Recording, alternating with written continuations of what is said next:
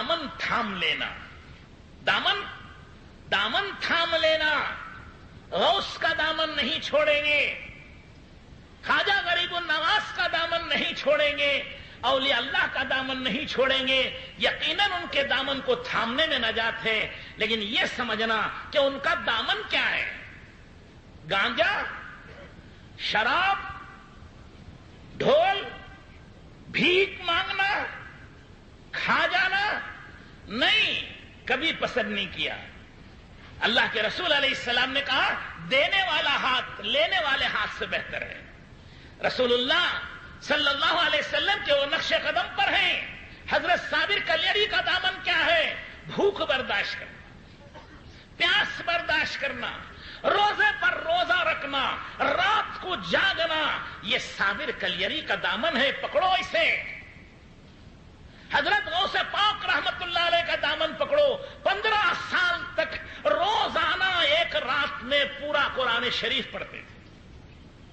یہ دامن غوث پاک ہے، اس کو تھامو۔ حضرت خواجہ غریب النواز شیخ معین الدین چشتی رحمت اللہ علیہ نے کبھی زندگی میں ایک نماز نہیں چھوڑی۔ نماز پکڑو، خواجہ غریب النواز کا دامن پکڑو۔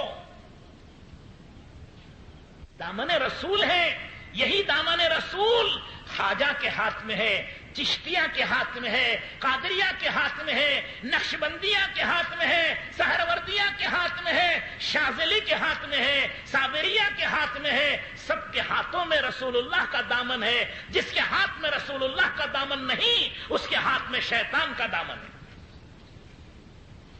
بزرگوں اور دوستوں اور بھائیوں، حضرت امام اعظم ابو حنیفہ رحمت اللہ علیہ 40 سال تک عشاء کے وضو سے فجر کی نماز پڑھی، کھڑے ہوئے تھے، ستون کی طرح کھڑے رہتے تھے مسجد میں۔ جیسے مسجد میں بڑے بوڑھے اذان سے پہلے آ جاتے ہیں، اور بعض بڑے بوڑھوں کے ساتھ ان کے نواسے اور پوترے بھی آ جاتے ہیں اٹھ کر کے، پہلے سے یہ رواج ہے۔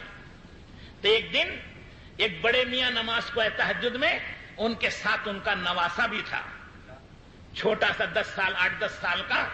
تو 10 سال کے بچے نے پوچھا، نانا جان یہاں ایک کھمبا تھا مسجد میں، یہ کھمبا آج نظر نہیں آ رہا، کیا ہو گیا؟ نانا جان کی چیخ نکل گئی، کہنے لگے بیٹے وہ کھمبا نہیں تھا، وہ ابو حنیفہ تھے جو کھمبے کی طرح کھڑے ہو کر نماز پڑھتے تھے، کل رات ان کا انتقال ہو گیا،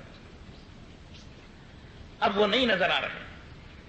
بزرگوں اور دوستوں اور بھائیوں، اپنی زندگی سے توبہ کرنا، بزرگوں کے راستے پر چلنا ہے۔ توبہ کریں گے، غلط زندگی سے صحیح زندگی پر آئیں گے، اللہ جل شانہ نعمتوں سے نوازیں گے، راحتوں سے نوازیں گے، عزتوں سے نوازیں گے، برکتوں سے نوازیں گے۔ وَمَن يُطِعِ اللَّهَ وَالرَّسُولَ فَأُولَٰئِكَ مَعَ الَّذِينَ أَنْعَمَ اللَّهُ عَلَيْهِم مِّنَ النَّبِيِّينَ وَالصِّدِّيقِينَ وَالشُّهَدَاءِ وَالصَّالِحِينَ وَحَسُنَ أُولَٰئِكَ رَفِيقًا۔